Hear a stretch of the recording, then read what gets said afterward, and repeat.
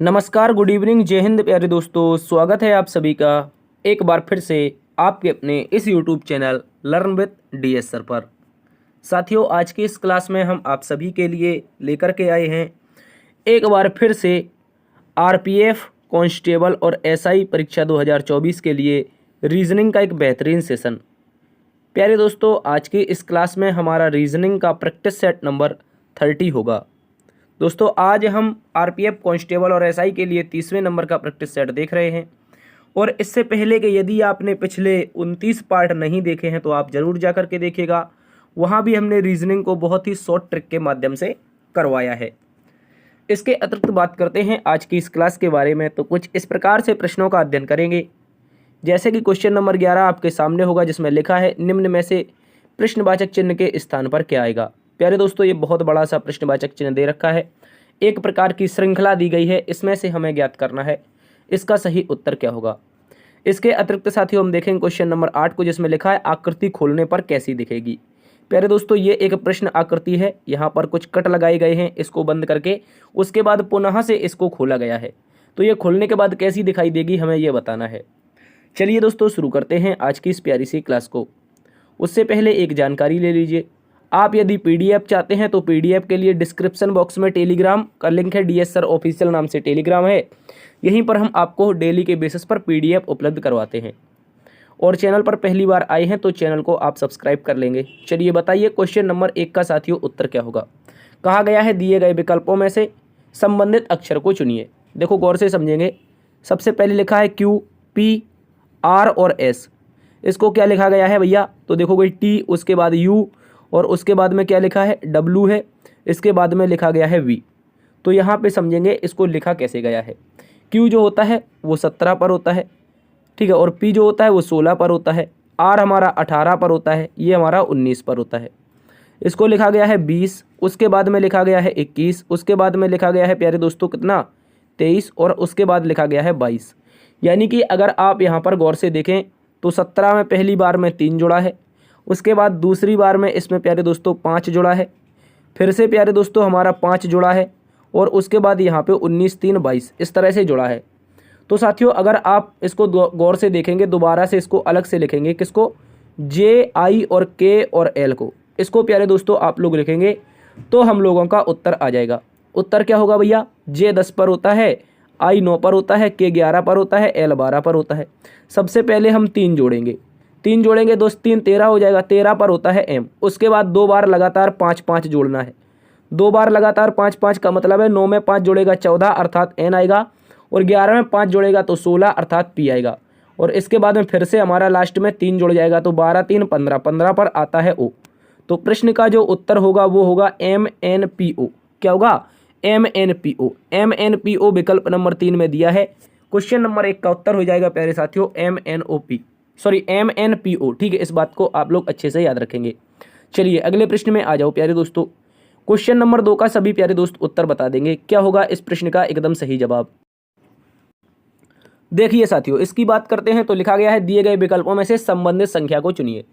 संबंधित संख्या का मतलब है पहली बार में संबंध हमारा जो 42 का किससे है भैया, 56 से है। वही संबंध हमें ज्ञात करना है कि 110 का किससे हो जाएगा, किसका, 110 का। तो सबसे पहले तो बेसिक देख लेते हैं। बेसिक में क्या हो रहा है भाई साहब, बेसिक ये है कि 42 में अगर हम कुछ जोड़ दें, कितना जोड़ दें, 14 जोड़ दें तो 56 हो जाएगा। अगर 110 में प्यारे दोस्तों हम लोग 14 जोड़ देते हैं तो 124 हो जाएगा। कितना हो जाएगा, 124। लेकिन 124 कहीं भी किसी विकल्प में है ही नहीं, तो ये तो गलत हो गई। तो इसका लॉजिक क्या है भैया, गौर से आप लोग समझेंगे। देखो, एक इसका बहुत ही प्यारा सा लॉजिक है। पहली जो ये संख्या लिखी है इसको कुछ इस प्रकार से लिखा गया है 6 × 7, और दूसरी संख्या जो लिखी है वो लिखा गया है 7 × 8। उसके बाद इसको हम देखेंगे तो ये लिखा है दोस्तों आप लोगों का 10 × 11। तो अगली संख्या क्या होगी हमें ये बताना है। यहाँ पे कौन सी संख्या आ सकती है। देखो, 6 के बाद 7 तो 7 के बाद 8, उसी प्रकार 10 के बाद 11 तो 11 के बाद में 12, इस तरह से हो जाना चाहिए। 11 और 12 का आपस में आप लोग गुणा करोगे तो प्यारे दोस्तों यहाँ पे 132 आ जाएगा। कितना आ जाएगा, 132। 132 इस प्रश्न का एकदम सही जवाब होगा, इस बात को याद रखेंगे। देखो मैंने क्या किया है, यहाँ पर क्रम से संख्याओं का नियम चला है। जैसे 6-7 का गुणा है तो उसके बाद जस्ट आगे 7-8 का गुणा है। उसी प्रकार अगर 10-11 का गुणा है तो जस्ट आगे 11-12 का गुणा होगा। 11-12 का गुणा कितना होता है? 132 होता है। इस बात को याद रखेंगे। चलिए अगले प्रश्न में आते हैं। ऑप्शन नंबर 1 इसका सही उत्तर है। क्वेश्चन नंबर 2 एक महत्वपूर्ण सा प्रश्न दिया गया है दोस्तों। इसमें बोला गया है भारत के स्वर्णिम अतीत का सर्वश्रेष्ठ प्रमाण है, भारत के स्वर्णिम अतीत का सर्वश्रेष्ठ प्रमाण है पश्चिम में आयुर्वेदिक औषधि की बढ़ती लोकप्रियता। यानी कि एक कथन दे रखा है कि जो भारत का स्वर्णिम अतीत है उसका प्रमाण क्या है कि पश्चिम में आयुर्वेद की बढ़ती लोकप्रियता। तो प्यारे दोस्तों निष्कर्ष नंबर 1 कह रहा है, बताओ कथन के अनुसार निष्कर्ष देना है। कह रहा है भारत में आयुर्वेदिक औषधि लोकप्रिय नहीं है। क्या ऐसा कथन में कहीं कहा है? भारत में एलोपैथी औषधि अधिक लोकप्रिय है, ऐसा कहीं कहा है? जल्दी से बताओ। आप कहोगे सर केवल और केवल इतनी सी बात आई है कि जो भारत का स्वर्णिम इतिहास है उसके जो अतीत हैं, जो हमारा स्वर्णिम इतिहास है यानी स्वर्णिम अतीत है जो हमारा, उसका सर्वश्रेष्ठ प्रमाण क्या है कि पश्चिम के देश आज क्या कर रहे हैं कि आयुर्वेदिक औषधि को अपना रहे हैं। तो दोस्तों ऐसा कहीं कथन में नहीं कहा कि भारत में औषधि लोकप्रिय नहीं है आयुर्वेदिक औषधि, ये तो गलत हो गया। अब कह रहा है भारत में एलोपैथिक औषधि अधिक लोकप्रिय है, ऐसा भी कथन नहीं कह रहा है, तो ये भी गलत हो गया। और दोनों के दोनों गलत हैं। तो आप बोलोगे यदि ना तो एक और ना ही दो करते हो। क्या बोलोगे? यदि ना तो एक और ना ही दो निकलते हो। इस प्रश्न का उत्तर हो जाएगा विकल्प नंबर डी। इस बात को याद रखेंगे। अगले प्रश्न में आ जाओ। अगला प्रश्न प्यारे साथियों सीरीज का एक महत्वपूर्ण क्वेश्चन दे रखा है। एक अनुक्रम दिया है जिसमें एक पद लुप्त है। कहाँ पर? ये क्वेश्चन मार्क के स्थान पर। 4 दिए गए विकल्पों में से वह चुनिए जो अनुक्रम को पूरा करेगा। तो चलिए गौर से देखते हैं। पहली बार में 33 है, दूसरी बार में 28 है, तीसरी बार में 24 है, उसके बाद में एक डब्बा यानी क्वेश्चन मार्क कौन सी संख्या आएगी, उसके बाद 19 है, फिर हमारे पास 18 है।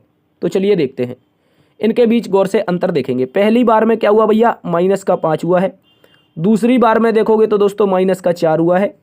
तीसरी बार में क्या हो जाए और चौथी बार में क्या हो, ताकि हमारा ये क्वेश्चन मार्क यानी कि बॉक्स के स्थान पर कुछ आ जाए। और अंत में आप लोग देखोगे तो यहाँ पे माइनस का 1 हुआ है। तो भैया माइनस का 1, माइनस का 2 और माइनस का 3 कुल मिला के ऐसा होना चाहिए। तो जब हम 24 में से इस 3 को घटा देंगे तो कितना बचेगा? आप कहोगे 24 में से 3 जाएगा, 21 बचेगा। कितना बचेगा साथियों? गौर से समझो, 21 बचेगा। और 21 में से 2 घटाएंगे तो 19 बचेगा। बिल्कुल सही बात है। तो प्रश्न का उत्तर हो जाएगा विकल्प नंबर 1 21। ठीक है, इस बात को याद रखेंगे। एक समांतर क्रम की सीरीज चल रही है, कौन सी है? 33, 28, 24, 21, 19, 18। इसमें नीचे का लॉजिक -5, -4, -3, -2 और -1। इस तरह से आप लोगों का उत्तर बन जाएगा। चलिए साथियों अगले प्रश्न में चलते हैं। अगला क्वेश्चन नंबर 5 दिया गया है। कह रहा है मान लीजिए एटमॉस्फेयर शब्द को पहले और दूसरे अक्षर का स्थान आपस में बदल दिया जाता है, तीसरे और चौथे का भी, पांचवें और छठे का भी, इसी तरह आगे भी। इस प्रकार गठित नए शब्द में बाएं से पांचवां अक्षर क्या होगा? प्यारे दोस्तों सबसे पहले तो हम लोग एटमॉस्फेयर को लिखेंगे। क्या लिखेंगे? एटमॉस्फेयर। इस बात को आप सभी अच्छे से याद रखेंगे। ये हमारे पास रहा एटमॉस्फेयर। प्यारे दोस्तों जब हमने एटमॉस्फेयर को लिखा तो प्रश्न ने हमसे बोला है भैया, क्या बोला है? पहले को दूसरे से बदल दो, दूसरे को तीसरे से, माफी चाहेंगे, पहले को दूसरे को, तीसरे को चौथे से और पांचवें को छठवें से, इसी तरह सारे के सारे बदलते चले जाओ। यानी कि पहले को दूसरे से तो हम टी और ए लिख देंगे, तीसरे को चौथे से तो हम लिख देंगे एम और ओ। ठीक है, ओ एम। और यहाँ पर एस को पी से यानी कि पांचवें को छठवें से तो पी, इस तरह से हो जाएगा यहाँ पे पी और एस। इसके बाद ये भी बदल जाएंगे तो ये हो जाएगा ई और यहाँ पे हो जाएगा एच, इस तरह से। ठीक है, इसके बाद में ये लास्ट वाले भी बदल जाएंगे तो यहाँ भी ई हो जाएगा और नीचे आर हो जाएगा लास्ट में। प्रश्न में बोला है बाएं से पांचवां अक्षर क्या होगा? भैया बाएं दाएं याद रखना है। यहाँ पर होती है हमारी दाईं दिशा और यहाँ पर होती है हम लोगों की बाईं दिशा। ये मैंने आपको कई बार बताया है।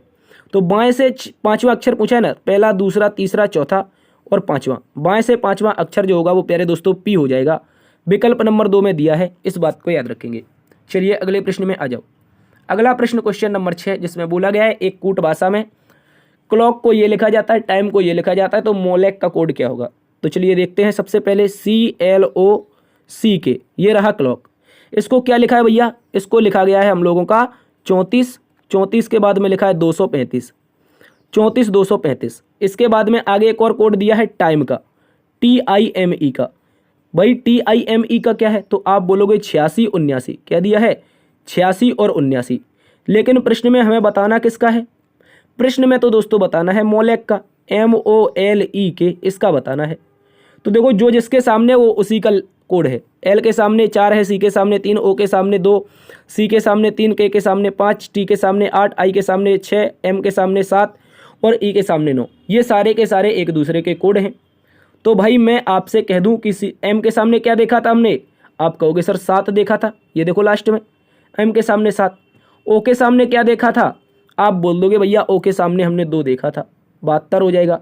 ई के सामने क्या एक मिनट, ई नहीं एल के सामने क्या देखा था, तो एल के सामने तो हमने 4 देखा था यहाँ पे, तो यहाँ पे 4 हो जाएगा।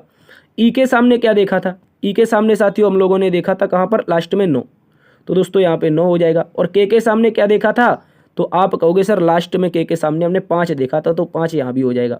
72,495 क्या हो जाएगा साथियों, 72,495 इसका कोड होगा, इस बात को याद रखेंगे। कहीं पर दिया है 72,495 विकल्प नंबर 3 आप सभी का सही उत्तर है, इस बात को सभी प्यारे साथी याद रखेंगे। अगले प्रश्न में आ जाओ। क्वेश्चन नंबर 7 भी एक कोडिंग डिकोडिंग का क्वेश्चन है। कह रहा है यदि असाइन को कूटभाषा में सासिंग लिखा जाए तो किडनैप का कोड क्या होगा। चलिए गौर से देखो प्यारे दोस्तों, सबसे पहले तो हम देख लेंगे असाइन, AS फिर क्या है आई, उसके बाद जी और एन, असाइन हो गया। इसको लिखा क्या गया है दादा, आप कहोगे इसे लिखा गया है SASI और उसके बाद NG, इस तरह से लिखा गया है। कोड किसका बताना है, तो आप कह सकते हो यहाँ पर किडनैप का बताना है। किसका, किडनैप का। एक मिनट यार, KID उसके बाद में NAP। तो दोस्तों क्या हो सकता है इसका कोड, आपके अनुसार जल्दी से बताओ, आपके पास कुछ ही सेकंड का समय है, जल्दी से बता दो क्या होगा इसका कोड। देखो गौर से मैं बताता हूँ, इस तरह से क्रॉस कोडिंग की गई है, बीच में 2 सामने सामने, आसपास में क्रॉस कोडिंग, ठीक है। शुरुआत के जो लेटर हैं उनमें क्रॉस कोडिंग, जबकि बीच के 2 लेटरों में आमने सामने, एज इट इज़ रखना है। चलिए देखो गौर से यहाँ पर देखेंगे आप लोग, तो पाएंगे आई और के के बाद DN को DN रहने देंगे और AP को PA कर देंगे, ठीक है। इस तरह से आई के DN PA देखेंगे तो आपको मिलेगा प्यारे दोस्तों विकल्प नंबर 2 में। विकल्प नंबर 2 क्वेश्चन नंबर 7 का एकदम सटीक जवाब होगा, इस बात को आप सभी अच्छे से याद रखेंगे। चाहो तो यदि समझ में नहीं आया तो स्क्रीनशॉट लो, मैंने जैसा किया है आप भी ऐसा कर दो, आप लोगों का उत्तर आ जाएगा। चलिए आ जाओ अगले प्रश्न में। अगले प्रश्न का उत्तर बता दो। क्वेश्चन नंबर 8 आप सभी के सामने है दोस्तों। एक महत्वपूर्ण प्रश्न है, कहा गया निम्नलिखित उत्तर आकृतियों में से यह ज्ञात कीजिए कि नीचे दिखाए अनुसार कागज को मोड़ने, पंच करने, खोलने के बाद वह किस प्रकार की आकृति जैसा दिखाई देगा। दोस्तों यहाँ पर ये एक कागज है, इसको पहले तो कुछ इस प्रकार से मोड़ा गया होगा। देखो गौर से देखो, पहले फुल कागज रहा, फुल कागज को इन लोगों ने साथियों बीच से इस तरीके से इस तरफ मोड़ दिया। इसके बाद फिर से ये मुड़ा जब, तो फिर ऊपर से नीचे की ओर मोड़ दिया। उसके बाद यहाँ पे 2 कट भी लगा दिए। तो भैया कैसा खुलेगा, बस इतना सा बता दो। तो गौर से समझ लो, पहली बार में जब खुलेगा तो एक जो सर्कल है ना, ये वाला सर्कल, ये तो यहीं पे रहेगा, एक सर्कल यहाँ भी रहेगा, ठीक है। गौर से समझ लो प्यारे दोस्तों, ये जो सर्कल है ना जो मैं आपको बता रहा हूँ, ये सर्कल कुछ इस प्रकार से दिखाई देंगे, इस प्रकार से 4, ठीक है। इसके बाद ये कॉर्नर में लास्ट में रखे हैं तो कॉर्नर के भी कॉर्नर में रख देंगे, ठीक है। कॉर्नर के कॉर्नर में दिखाई देंगे, तो ये 4 सर्कल हो गए दादा, और उसके बाद कॉर्नर के, यानी कि टोटल 8 सर्कल दिखाई देने चाहिए। कितने सर्कल, देखो 4 तो ये सीधे सीधे ये वाले हो गए बीच के, और 4 कॉर्नर के, तो 8 सर्कल होने चाहिए। तो इसमें तो 6 ही सर्कल हैं भैया, इसमें भी 6 ही सर्कल हैं, और इसमें भी 6 ही सर्कल हैं। सर्कल जो 8 दिखाई दे रहे हैं मेरे प्यारे साथियों, वो विकल्प नंबर 2 में दिखाई दे रहे हैं। कितने, 8 सर्कल यानी 8 गोले दिखाई दे रहे हैं, इस बात को याद रखेंगे। प्रश्न नंबर 8 का उत्तर बनेगा विकल्प नंबर 2। चलिए अगले प्रश्न में आ जाओ। अगला प्रश्न क्वेश्चन नंबर 9, कथनों पर विचार करिए और नीचे दिए गए प्रश्न का उत्तर दें। दोस्तों कहा गया है A@B का अर्थ है AB का पति है, A#B का अर्थ AB की पत्नी है, $B का अर्थ है AB का भाई है, A% B का अर्थ है AB की बहन है। तो दोस्तों समीकरण 1 दे रखा है, इस समीकरण में से S का C से क्या संबंध है ये बताना है। चलिए दोस्तों मैं आपको बता देता हूँ। सबसे पहले तो ये देख लो, जो आगे वाला बंदा है वो हर बार में पीछे वाले का कोई ना कोई बन रहा है, तो मैं यही समीकरण में यही लॉजिक लगाऊंगा कि जो समीकरण में आगे आता चला जाएगा उसी को मैं सॉल्व करते चला जाऊंगा। तो प्यारे दोस्तों पहला है $C मतलब $V का मतलब क्या है, आगे वाला पीछे वाले का भाई है। ए जो है वो B का भाई है, तो मैं कहूँगा जो C है ये भाई है किसका प्यारे दोस्तों, याद रखेंगे ये भाई हो जाएगा U का। आगे बोला है %T, U %T, तो परसेंटेज का मतलब था आगे वाली पीछे वाले की बहन है, तो आगे वाली ये यू बहन हो जाएगी किसकी, पीछे वाले टी की। इसके बाद में बोला है at the rate, at the rate का मतलब था आगे वाला पीछे वाले का पति है।